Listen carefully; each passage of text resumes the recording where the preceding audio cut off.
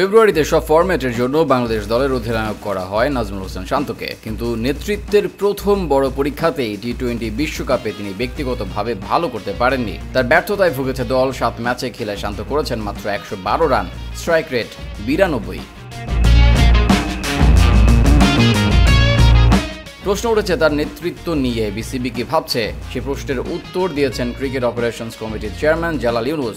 গণমাধ্যমের সঙ্গে আলাপকালে তিনি জানিয়েছেন, আমরা শান্তকে ম্যান্ডেট দিয়েছি 1 বছরের জন্য। এখন পর্যন্ত এই বিষয় নিয়ে আমরা আলোচনা করিনি। তাসকিন শুরু করেছে ভাইস ক্যাপ্টেন হিসেবে।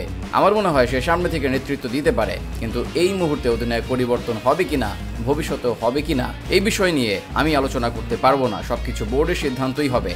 শান্তকে আমরা এই বছরের জন্য ম্যান্ডেট দিয়েছি, বাকিটা বোর্ডের ইচ্ছা।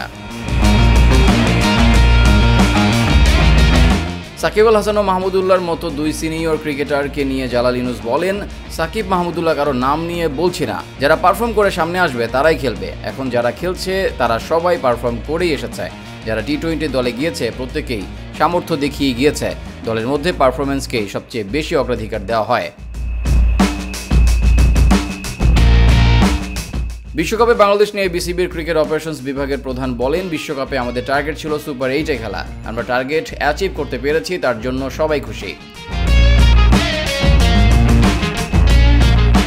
বাংলাদেশ যে 3 ম্যাচ জিতেছে তার সবকটিতেই বড় অবদান ছিল বোলারদের। এক তাওহিদ হৃদয় ছাড়া আর কোনো ব্যাটাররাই বলার মতো কোনো রান করতে পারেননি। ব্যাটারদের এমন ব্যর্থতার কারণ খুঁজছে বিসিবি।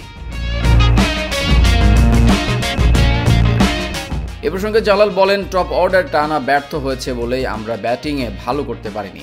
ব্যাটিংয়ে এভাবে ফেইল করতে আমি কখনো দেখিনি। হয়তো একজন করেছে, আরেকজন ওই জায়গায় গিয়ে কভার দিয়েছে। কোন কোন জায়গায় দুর্বলতা আছে এটা আমাদের খুঁজে বের করতে হবে এবং সেটা নিয়ে কাজ করতে হবে।